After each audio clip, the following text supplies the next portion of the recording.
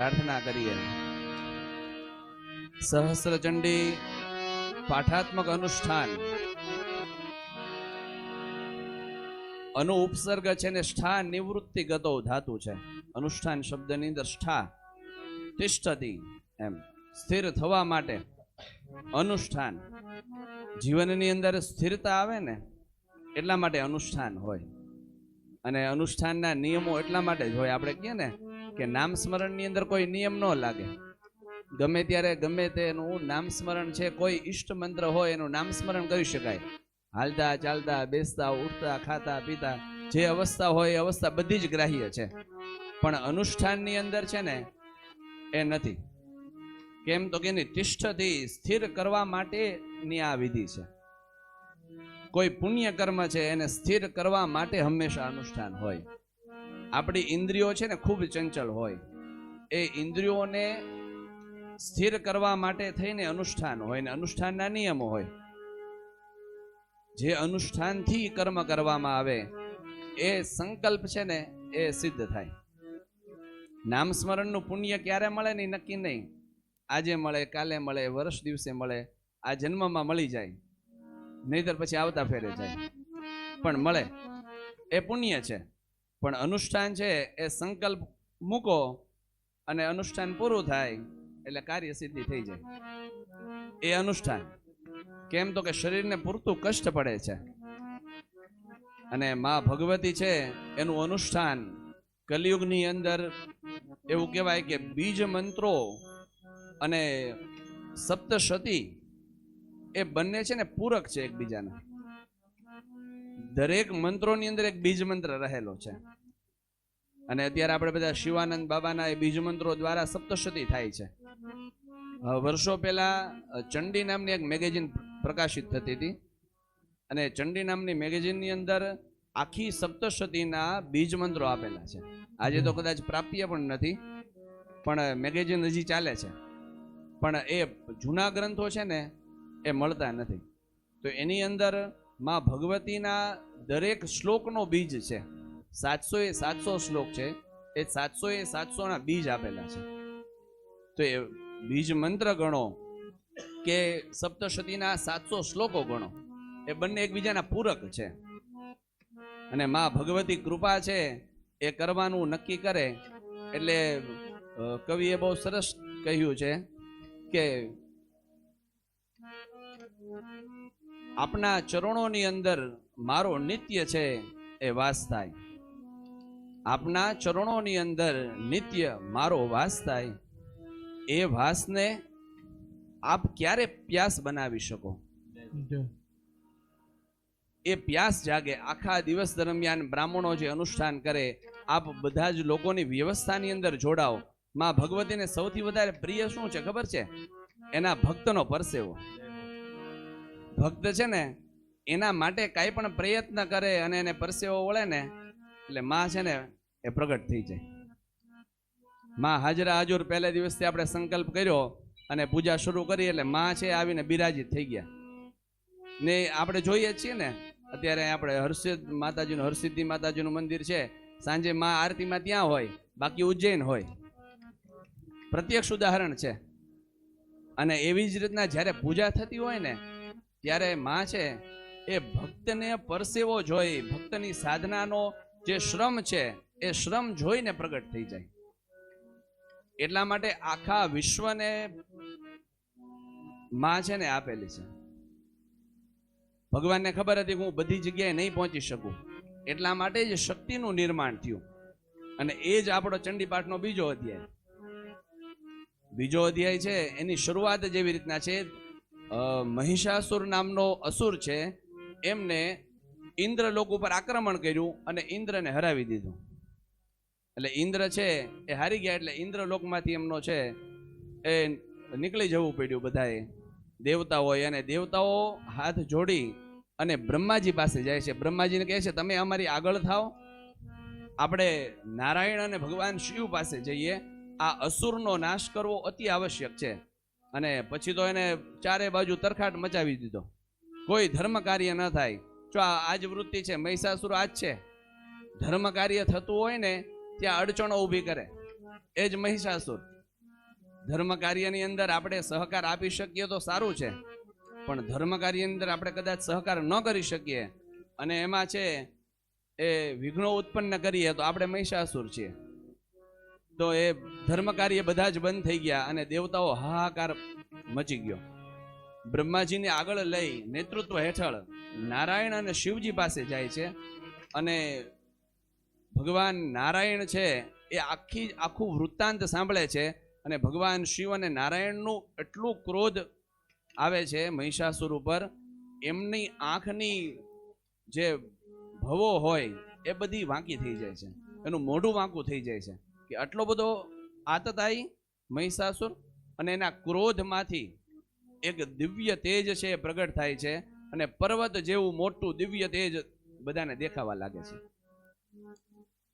એ દિવ્ય તેજમાંથી એક સ્ત્રીનું નિર્માણ થાય છે.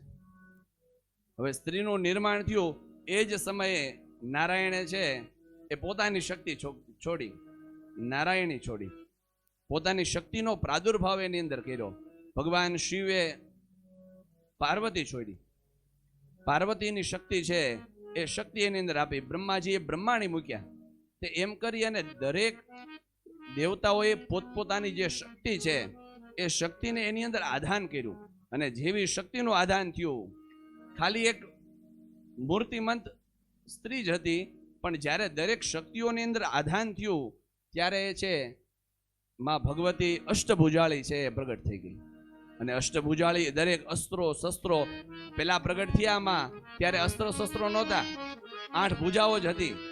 પણ પછી બ્રહ્માજીએ પોતાનું કમંડળું આપ્યું, ઇન્દ્રએ પોતાનું વજ્ર આપ્યું, નારાયણે પોતાનું ચક્ર આપ્યું. દરેક દેવતાઓ પોતપોતાના અસ્ત્રો શસ્ત્રો દેવા માંડ્યા અને જેવા અસ્ત્રો શસ્ત્રો દીધા એ જ સમયે આખી પૃથ્વીની અંદર હાહાકાર મચી ગયો. મહિષાસુરને ખબર પડી ગઈ કે મારો નાશ છે ને નિશ્ચિત છે, મારું મૃત્યુ છે થશે. અને મહિષાસુર એટલે આપણો મદ, આપણો અહંકાર. મારી પાસે સંપત્તિ છે, સંપત્તિનો અહંકાર. મારી પાસે વિદ્યા છે, એ વિદ્યાનો અહંકાર. અને જ્યારે અહંકાર જન્મે ને ત્યારે માં છે એ ત્રિશૂળ લઈને ઊભી થઈ જાય. જાજો સમય છે એ અહંકારને રહેવા ન દે. અને મહિષાસુર તો એટલો છળકપટ વાળો હતો કે એ કેટલા બધા સ્વરૂપો ધારણ કરે. અને માં કોપાયમાન થઈ અને બીજો આખો અધ્યાય છે એ એમનો પ્રાદુર્ભાવનો અધ્યાય. અને ત્યાર પછી ત્રીજો અધ્યાય ચિક્ષુર ને કેટલા બધા દૈત્યો છે માં સાથે લડવા માં કે તમે નહીં, હું તો ખાલી હુંકાર માત્રથી, હુંકાર એણે તમ ભસ્મ, તમને બધાને તો હુંકારથી ભસ્મ કરી નાખું ખાલી. એટલે આપણા શાસ્ત્રોની અંદર હુમ શબ્દનો સૌથી વિશેષ મહત્વ છે. તંત્ર શાસ્ત્રની અંદર હુમ, દરેક મંત્ર ઓમ વક્રતુંડાય હુમ, આ હુમ શબ્દ છે ને એનું તંત્રની અંદર બહુ વિશેષ મહત્વ છે. કોઈ પણ વસ્તુઓના નાશ માટે હુમ શબ્દનો ઉપયોગ છે. તો માં ભગવતી હુંકાર માત્રથી કેટલા અસુરોને તો હુંકાર માત્રથી નાશ કરી નાખ્યો. અને પછી એમ કીધું બોલાવો મહિષાસુરને. અને મહિષાસુર સાથે ભયંકર 5 વર્ષ સહસ્રાણી, 5000 વર્ષ સુધી માં છે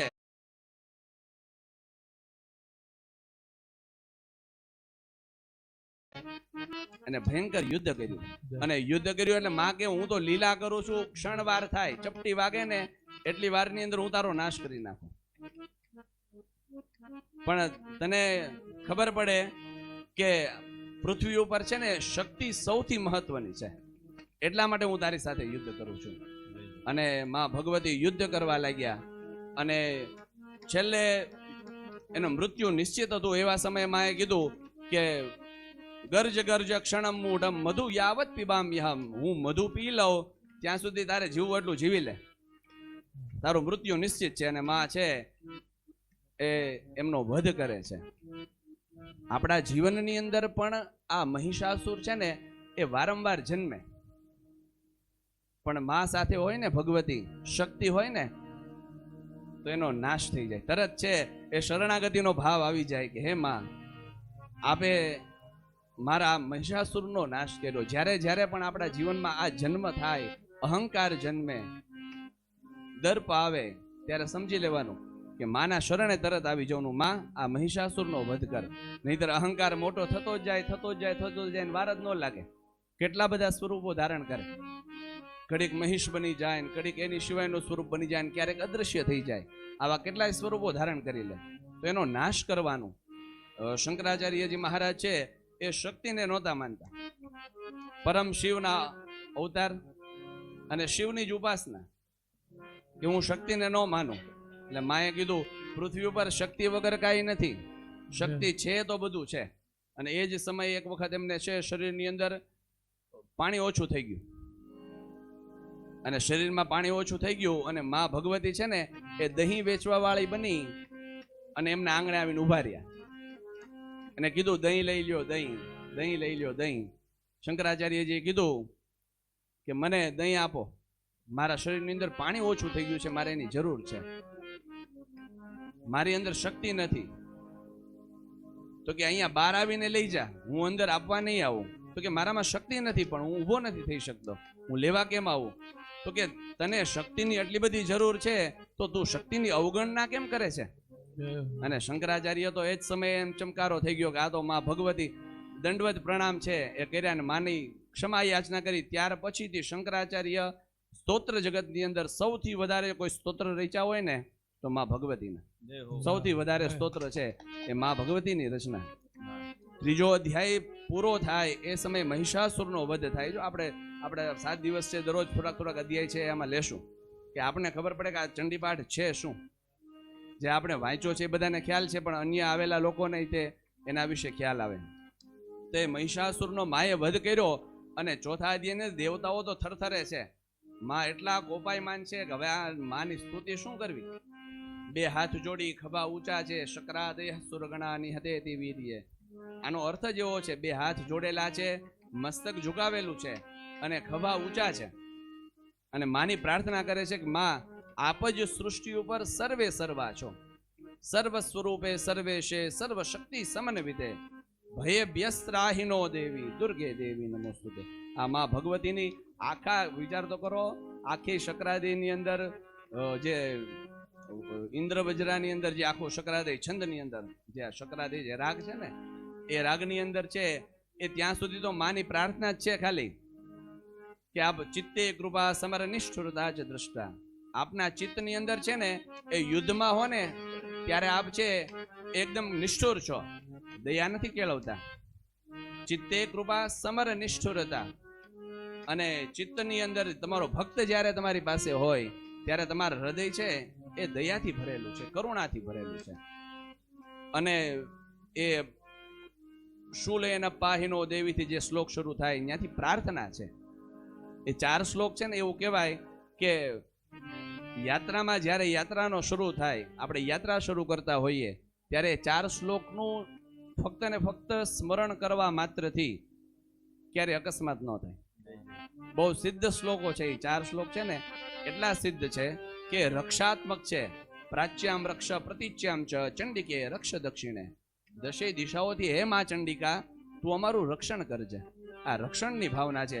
અને પ્રાર્થના કર્યા પછી માં છે એ પ્રગટ થઈ ગયા. દેવતાઓને કીધું બોલો શું જોઈએ. અને માં છે ને એ રીજી તરત જાય. જબ દુઆ કામ નહીં કરતી, જબ દવા કામ નહીં કરતી તબ દુઆ કામ કરતી है. जब दुआ काम नहीं करती, दवा काम नहीं करती तब दुआ करती है. ये साहब माँ है, कहाँ हार मानती है. એ માં છે કોઈ દિવસ પાછું વળીને ન જોવે. એટલે જેટલી ભાવનાઓ, જેટલી આપણી અપેક્ષાઓ છે એ બધી જ માં ભગવતી પૂર્વીને દેવતાઓ પાસે કીધું માગો. તો કે માં બીજું કાંઈ દેવતાઓ હોશિયાર ને ભાઈ, દેવતા કોને કહેવાય. એને માગ્યું કેવું સરસ કે માં સંસ્કૃતા તોમ નો હિંસે તા પરમા પદ. જ્યારે હું આપનું છે ને સ્મરણ કરું ત્યારે આપ પ્રગટ થઈ જાજો. આપણે એવું માગવાનું કે માં જ્યારે આપને સ્મરણ કરી હાથ જોડીને આંખો બંધ કરું ને તારું નામ લઉં ને ત્યાં હૃદયની અંદર માં પ્રગટ થઈ જાજો. કોઈ કાર્ય સિદ્ધિ નહીં, પણ હૃદયના આનંદ માટે આપ છે એ પ્રગટ થઈ જાજો. એક નાનું બાળક છે એ દરિયા કિનારા ઉપર બરાબર જતું હતું અને એને ચાલવામાં ખૂબ કષ્ટ પડ્યું. એવા સમયે એની માતા છે એની સાથે હતી. પછી વચ્ચેથી માતા છે એ ચાલી ગઈ, બાળક એમને ચાલ્યું જતું હતું. અને પછી તો સમજદાર બાળક, નાનું બાળક, એટલે એને થોડોક સમય થયો ને આગળ ગયું, પછી એને એમ થયું કે મારી સાથે કોઈ નથી, ડર લાગવા લાગ્યો. એટલે એને તરત પોતાની માતાને યાદ કરી કે મારી માં ક્યાં ગઈ. અને જેમ જેમ દરિયાની નજીક, જેમ જેમ દરિયો નજીક આવતો જાય એમ એનો ડર છે વધતો ગયો. અને ડર વધતો ગયો એટલે જ્યારે જીવનની અંદર દુઃખ આવે ને ત્યારે આવી જ પરિસ્થિતિ માણસની થાય. એ માનું સ્મરણ કરે અને પછી તો એ સમયે બાળક રોવા લાગ્યું કે મારી માં નથી. અને જેવું એનું રુદન શરૂ થયું ને એટલે માં દોડી અને આવી ગઈ અને બાળકને તેડી લીધું. અને આપણા માણસના જીવનની અંદર પણ આવું હોય. જ્યારે દુઃખ આવે ને ત્યારે આપણે છે એ જો રડવા લાગીએ, દુનિયા આગળ રડીએ ને એની કરતા માના શરણે બેસીને રડીએ, આપણા ઈષ્ટના શરણે બેસીને રડીએ ને તો કોઈ પણ કાર્ય છે ને એ સિદ્ધ થઈ જાય. કોઈની પાસે રડવું નથી પડતું. પછી બાળકે પાછી સામે પ્રશ્નોત્તરી કરી, માં તું ગઈ હતી ક્યાં? તો કે હું તો તારી સાથે જ હતી. તો ક્યાં સાથે હતી? કે હાલ પગલા બતાવું. છોકરો તો નાનું બાળક હતું, તર્ક બુદ્ધિ તો હોય જ તે. એટલે કીધું હાલ પગલા બતાવું. તો કે આ પગલા છે પણ કે બે પગલા જ છે. આપણે તો બે ના થઈને 4 પગલા થવા જોઈએ ને, 2 પગલા કેમ છે? તો કીધું કે માં તું મારી સાથે નહોતી. તો કે ના, એ કે હું તો તારી સાથે, આ પગલા મારા છે. તને કષ્ટ પડ્યું ને ત્યારે મેં તને તેડી લીધું. આ 2 પગલા છે ને મારા છે. એટલે આપણા જીવનમાં પણ આવું બને. આપણે ભગવાનને દુઃખ આવે ને ત્યારે ફરિયાદ કરીએ કે પ્રભુ આ તમે મને દુઃખ આપ્યું. પણ ભગવાન એમ કે દુઃખની અંદર તો મેં તને તેડી લીધો છે. દુઃખ તો હું બધું સહન કરું છું. અહમ ભક્ત પરાધીન યહ સ્વતંત્ર ઇવ દ્વિજઃ. માં ભગવતી છે ને આપણા ઈષ્ટ દેવતા છે ને, એ એમ કે છે કે હું ભક્તને આધીન છું. મારો ભક્ત જો મને એકવાર યાદ કરી લે, તેરી શરણ પ્રભુ તેરી શરણ, એક શરણ છે એ સ્વીકારી લે, પાલો પકડી લઈએ ને માનો, પૂરું થઈ ગયું. પછી બીજું કઈ કોઈનો હાથ કે કોઈનો પગ પકડવાની જરૂર પડતી નથી. આ આખું ચંડી પાઠનો કેટલો અદ્ભુત રહસ્ય. અને કેટલા એવા સિદ્ધ અને મહંતો કેમને ફક્ત ને ફક્ત ઉડિયા બાબા કરીને થઈ ગયા. એ કહેતા, એ જગુભાઈ શીર્ષાસનની અંદર સંપુટિત ચંડી પાઠ કરતા. અને એવું કહેતા કે જર્મની કા બોમ્બ નિષ્ફળ હો सकता है, दुर्गा का मंत्र नहीं. દુર્ગાનો મંત્ર છે ને એ નિષ્ફળ ક્યારે? જર્મનીનો બોમ્બ છે એ કદાચ નિષ્ફળ જાય, એ સમયે જર્મનીના બોમ્બ ખૂબ વખણાતા, પણ એ કે દુર્ગાનો મંત્ર ક્યારેય નિષ્ફળ જતો નથી. એટલે માં ભગવતીનું એકવાર શરણું પકડી લઈએ, એમને અરજી મૂકી દે. આજે ભૂદેવે ગાયું ને આરતીમાં, અરજી અમારી ને મરજી તમારી. અમે તો અરજી મૂકી દઈએ, અમે તો ચિઠ્ઠીના ચાકર, ચિઠ્ઠી મૂકી દઈએ, પછી મરજી તમારી, અમારી પાત્રતા હોય તો આપજો બધું. આ ચતુર્થ અધ્યાયની માની સ્તુતિ પૂર્ણ ભાવથી આજે આપણે પણ સ્તુતિમાં જોડાઈએ, ભગવાનને પ્રાર્થના કરીએ કે હે માં, જે કાંઈ છે એ બધું આપનું છે, આપને અર્પણ છે, અને એનાથી અમારું જીવન છે એ પ્રકાશિત છે. શક્તિ છે એ પ્રકાશનું સ્વરૂપ છે. એટલે માં ભગવતીને આંખો બંધ કરી પૂર્ણ ભાવથી હૃદયની અંદર ધ્યાન કરતા કરતા, ચિત્તની અંદર માને સ્થાપિત કરતા કરતા પૂર્ણ ભાવથી પ્રાર્થનાની અંદર જોડાઈએ.